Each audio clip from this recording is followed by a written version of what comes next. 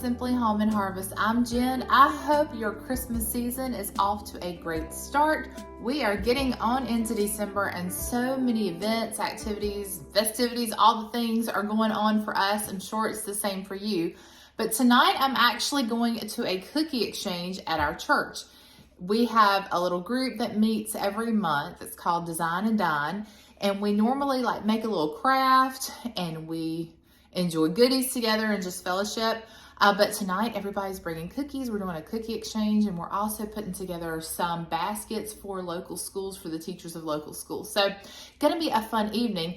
But I've been trying to figure out what cookie to bring for the cookie exchange. Now you would think that would be an easy decision because I have so many great cookie recipes I've used over the years. But I don't know, for some reason, it's really been a struggle to try to figure out which one. So I think I have landed on the maple brown sugar cookies. So I'm going to show you those. I really wanted to make a couple of different options just so I could get some recipes checked off the list to share with you all. So I don't know how far I will get today. There's a lot of other things going on today that I need to take care of. So we're definitely going to get at least one cookie made.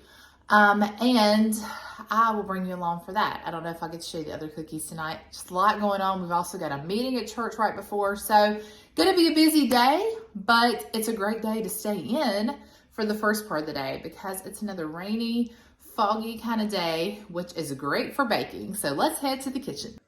All right, I went ahead and pre-measured all of our ingredients, and I will try my best to link this recipe down below in the description box for you. Now we have 2 1/3 cups of all-purpose flour here. And then I've got a cup of brown sugar, 1/3 cup of pure maple syrup, a cup of chopped pecans. That's a bowl for our 1 egg that we need. And then we've got a teaspoon of baking soda, 1/2 teaspoon of salt. And then I wanted to show you, we're gonna do a teaspoon of our maple extract here. And I want to show you what that looks like. You can get it at most grocery stores. Can't get this at Aldi, but Food Line, Walmart, somewhere like that should have it. So I'm going to get that measured out. And we've got a teaspoon of vanilla here that you can't see. And I always have to be careful with that because sometimes I think that that is empty. I have tossed vanilla around the kitchen more than once. All right, first thing I'm going to do is I'm just going to mix in a separate bowl my flour, baking soda, and salt and set that aside. Then we're going to cream together, our butter, which we've got over here softening. 1 stick of butter or 1/2 cup. We're bringing that to room temperature. I'm going to cream this with our 1 cup of brown sugar. Yes, 1 cup of brown sugar. You don't have a cookie called a maple brown sugar cookie without a lot of brown sugar. So it's got a wonderful flavor, something about that sweetness. And I don't know, it's just really, really good with that maple, the maple and the brown sugar, which I guess they're both sweet. Maybe throw in some bacon with it or something. That would be really good, right? To cut that sweetness out. Okay, let's get all this mixed together. Y'all, it's just been one of those days so far. I thought I was recording and obviously I wasn't. So let me tell you what I did when I thought I was recording. This is 2 1/3 cups of all-purpose flour, 1 teaspoon of baking soda, 1/2 teaspoon of salt. Gave that a mix. I'm going to sit this aside until we're ready for our dry ingredients. And now I've got 1 cup of brown sugar and 1/2 cup of softened butter. And we are going to mix this in our stand mixer with the paddle attachment. Well, I guess that's called the paddle attachment. I think that's right.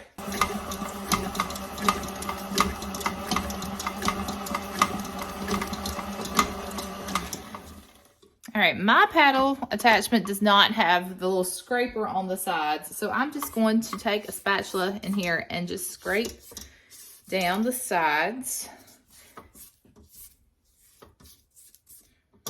All right, and we're gonna add in our egg. We need 1 egg at room temperature. This is one of our chicken eggs. It's been sitting on the counter. So that was already at room temperature. And then we're gonna add, let's see, let me go ahead and whisk that. All right, I think maybe that's a better angle for you. Okay, so to move things all around this kitchen for y'all. All right, 1 egg at room temperature is gonna go in. And then we're going to add our teaspoon of vanilla. and 1 teaspoon of this maple extract. And I've got a ½ teaspoon measuring spoon here, so we'll just do this twice. Between this and the maple syrup and the cookies, you really ought to be able to taste all that maple goodness in these. All right, we're gonna get this beat really well. Now I'm gonna add in our 1/3 cup of pure maple syrup. I did spray my glass measuring cup here, which I would highly advise because this does tend to stick. I'll try to scrape the rest of it out of there. We get every little bit.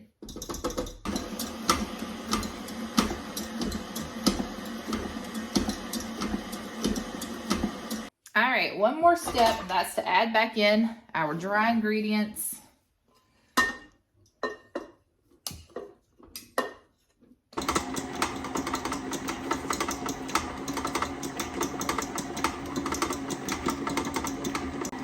Final step in making this dough is to add our 1 cup of chopped chives.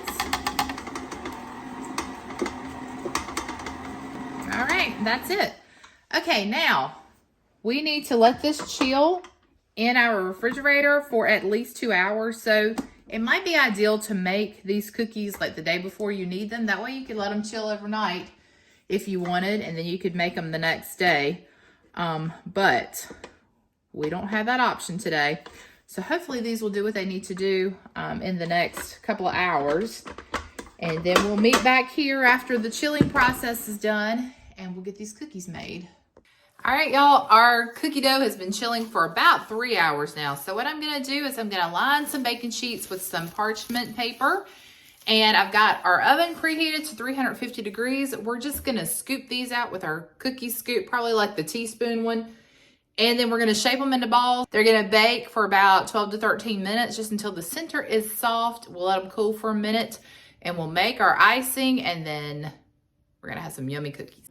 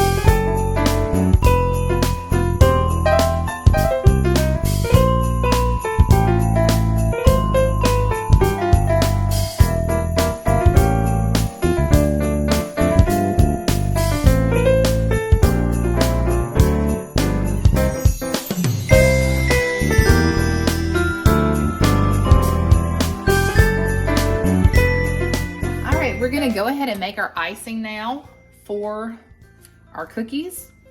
And so we just need to add 2 tablespoons of butter. I had this sitting on the stove as the cookies were baking in the oven, so it got a tad bit on the soft side. That's okay. It means it will melt even quicker.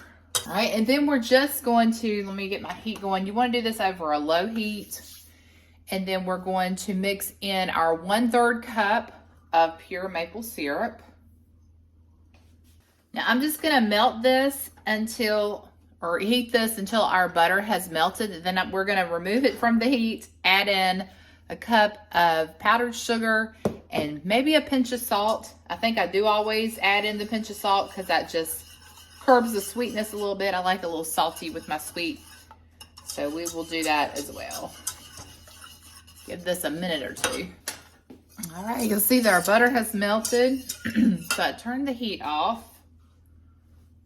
And we're just gonna add in 1 cup of powdered sugar.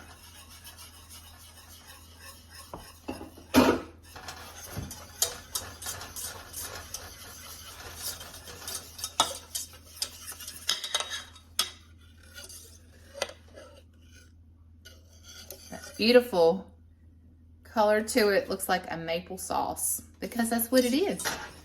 All right, the pinch of salt here. We're just gonna do this.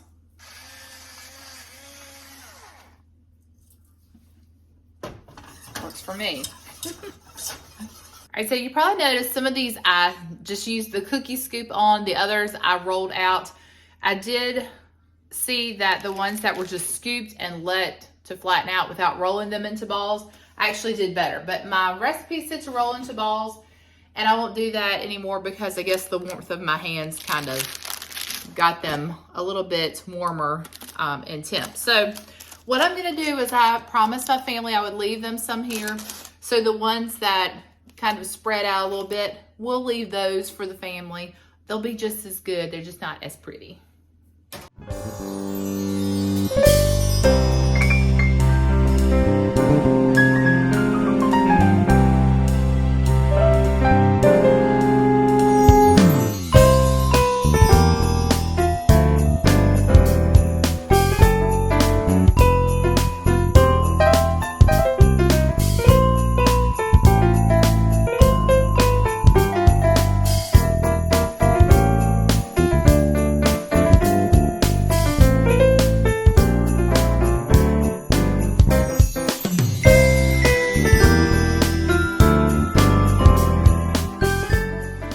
Let the icing on these harden for a little while. I said it could take up to an hour, and then we will get them on a plate, and maybe we'll even do a little taste test.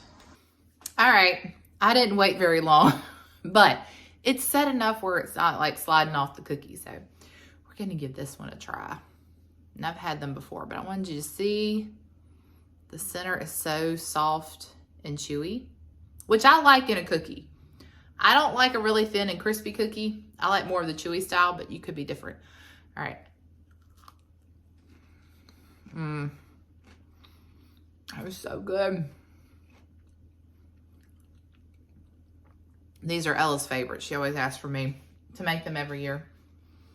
And I first got this recipe when I went to a cookie exchange with our mom's group. Now, normally I do that one every year, and I bring you guys along. Sometimes I've hosted that party, but sadly this year I can't even make the mom time Christmas dinner and cookie exchange. So I was kind of excited to be able to go to a cookie exchange tonight. All right, one more bite. I'm gonna save the other half for Alex. These are delicious. You need to give this one a try. All right, you guys, I got my cookies, getting ready to head out the door to our cookie exchange. I'll try my best to get a few picks, but I'm not gonna promise anything because I know it's gonna be a busy evening, and you know, I don't like to invade anyone's privacy. So I promise you though, there will be lots of yummy cookies there. I know this one's gonna be up there near the top. All right, y'all, well, I'm gonna leave it here. So until next time, remember to live simply, use what you have, enjoy the moments you've been given, and I will see you all in the next one.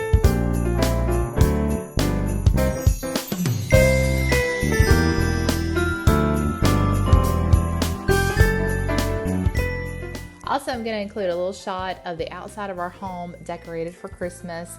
It's so beautiful with our wooden nativity that Tim braced for me this year so that it would not fall over. It's had a tendency to warp over the years. And then I just kept it simple this year with lights in the windows, wreaths, and then let the tree be the focal point and speak for itself. So I thought I would give you a little look at our Christmassy home.